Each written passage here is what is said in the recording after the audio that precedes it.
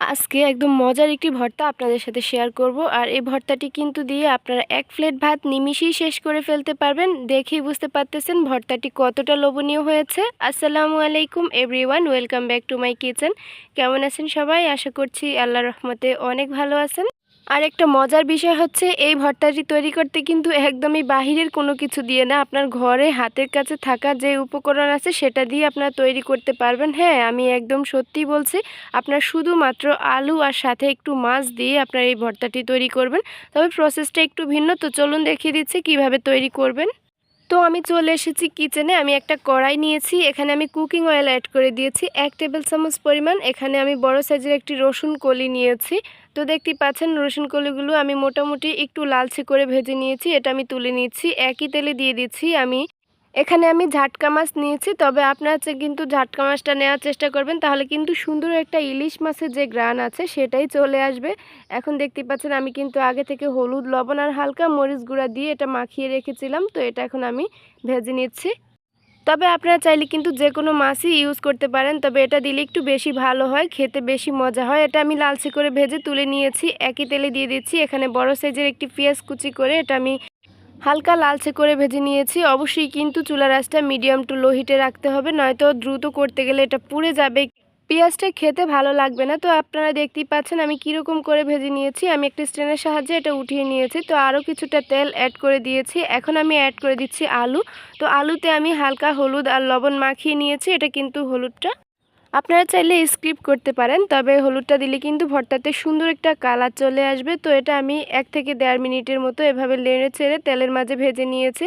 দেখতেই পাচ্ছেন। এবার আমি ঢেকে দিচ্ছি 3 থেকে 4 মিনিটের জন্য। চুলার আঁচটা কিন্তু লোতে থাকবে। এখানে কিন্তু কোনো রকম পানি ইউজ করিনি, দেখতেই পাচ্ছেন, নয়তো কিন্তু পুড়ে যাবে যদি হাই করে রাখেন। এরকম করে তেলের মাঝে ভেজে নিতে হবে। দ্রুত সিদ্ধ হওয়ার সুবিধার্থে কিন্তু আমি এরকম পাতলা করে কেটে নিয়েছি। দেখতেই পাচ্ছেন 3 থেকে 4 মিনিটের মধ্যেই আলুটা সেদ্ধ হয়ে গিয়েছে। আমি একটু দেখিয়ে দিয়েছি। এখন কিন্তু আমি এগুলো তুলে নিব। আলুর মাঝে কিন্তু লালচে যে স্পট পড়ে সেটা পড়লেই কিন্তু খেতে অনেক বেশি ভালো লাগে। তো এটাও আমি একটা স্ট্যান্ডের সাহায্যে উঠিয়ে নিচ্ছি। তো ঠান্ডা হয়ে গিয়েছে, আমি শিলপাটায় চলে এসেছি। আপনারা চাইলে ব্লেন্ড করতে পারেন, তবে ব্লেন্ড করলে কিন্তু ভর্তাটা খেতে এত ভালো লাগে না, যেটা শিলপাটায় যত ভালো লাগে। তো এখানে আমি 6 থেকে 7টি মরিচ গুঁড়া করে নিয়েছি। আগেই কিন্তু আমি এগুলো ভেজে গুঁড়া করে রেখেছিলাম। তো এখানে আমি নিয়ে নিয়েছি, আর রসুনটা দিয়ে আমি একটু বেটে নিচ্ছি। আমি কিন্তু আগেই সব কিছুর মাঝে লবণ ইউজ করেছি। তো এখন লবণটা ব্যবহার করা যাবে না, আপনি পরে চেখে দেখে লবণটা ইউজ করতে হবে। এখন আমি যে মাছগুলো ভেজে রেখেছিলাম সেগুলোর কাঁটা ছাড়িয়ে নিচ্ছি। আপনারা দেখতেই পাচ্ছেন মোটা যে কাঁটা আছে সেটা ছাড়ালেই হবে। আর চিকেনগুলো কিন্তু বাটার সময় এমনিতেই গলে যাবে। আর হ্যাঁ, কাটা ছাড়ানোর সময় কিন্তু অবশ্যই সাবধানতা অবলম্বন করবেন, তাহলে কিন্তু আপনার হাতে কাঁটাটা ফুটে যেতে পারে, যেহেতু এখানে প্রচুর কাঁটা আছে। তো এভাবে আমি সবগুলো ভেজে নিয়েছি। চিকেনগুলো ভাজতে হবে না, বাটার সময় একটু মিহি করে বাটতে হবে, তাহলেই কিন্তু হয়ে যাবে, এখানে আর কোনো রকম কাঁটা থাকবে না। আপনারা দেখতেই পাচ্ছেন আমি কিন্তু প্রথম বাটাই একদম মিহি করে নিচ্ছি, এটা কিন্তু দ্বিতীয়বার আর বাটতে হবে না।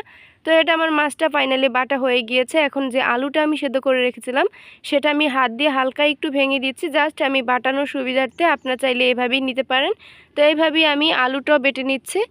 নামি দামি হোটেলে যেই রকম ভর্তা তৈরি করা হয় এটা কিন্তু কোনো অংশেই কম না, আপনারা একবার বাসায় ট্রাই করে দেখতে পারেন। তো ফাইনালি দেখতেই পাচ্ছেন আমার এই ভর্তার আলুটাও বাটা হয়ে গিয়েছে। এখন আমি কতগুলো ধনিয়া পাতা নিয়ে নিয়েছি, আর এগুলো আমি বাটার সুবিধার্থে একটু ছোট করে কেটে নিয়েছি। আপনারা চাইলে এভাবে গোটাও একটু থেতো করে দিয়ে দিতে পারেন।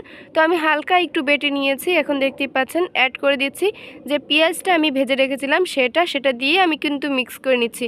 আপনারা চাইলে কিন্তু এখানে কাঁচা পেঁয়াজ ইউজ করতে পারেন, তবে ভর্তাটা যাতে দীর্ঘ সময় সংরক্ষণ করতে পারেন সেজন্যই কিন্তু পেঁয়াজটা আমি ভেজে ইউজ করলাম। তো ফাইনালি দেখতেই পাচ্ছেন মিক্স করে হয়ে গিয়েছে। এখন আমি একটু গোল গোল করে এভাবে নিয়েছি, আর যেরকম হোটেলেও করা হয়ে থাকে এটা কিন্তু দেখতে আমার কাছে অনেক ভালো লাগে। আর এই ভর্তাটি খেতে দারুণ টেস্ট হয়েছিল।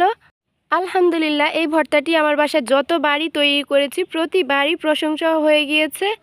তো আমি যখন ভর্তাটি বানাচ্ছিলাম তখন কিন্তু দারুণ একটি স্মেল এসেছিল, সেটা হচ্ছে আমি যে ঝাটকা মাছ দিয়ে করেছিলাম মনে হচ্ছে যেন আমি ইলিশ মাছ ব্যবহার করেছি এইরকম। আর এটা খেতে কিন্তু অনেক মজা হয়। যারা ভর্তা খেতে পছন্দ করেন তারা কিন্তু অবশ্যই এই প্রসেসটি একবার ট্রাই করে দেখতে পারেন।